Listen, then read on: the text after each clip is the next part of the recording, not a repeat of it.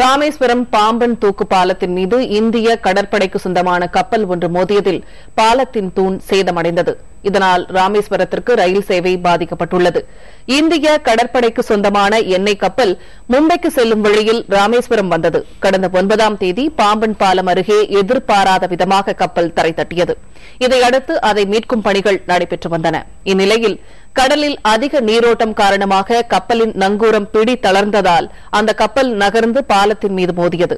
இதனால் 24வது எண் பாலம் சேதமடைந்தது.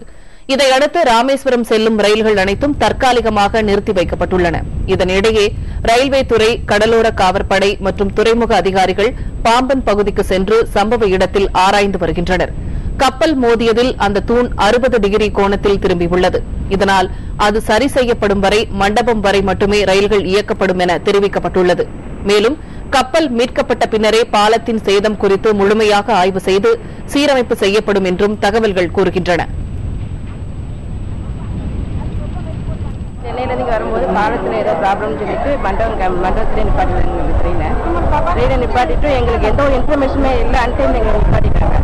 அப்புறம் திருப்பி ஒரு நாங்களா எல்லாத்தையும் கேட்டு அந்த நேரத்தில் வெஹிக்கிள் எந்த ஏற்பாடு பண்ணாமல் இருந்தோம். நாங்கள் அங்கிருந்து வந்த பேரோட 350 ஆச்சு. அதோட டபுள் பேர் கொடுத்து நாங்கள் ராமேஸ்வரம் வந்தோம்.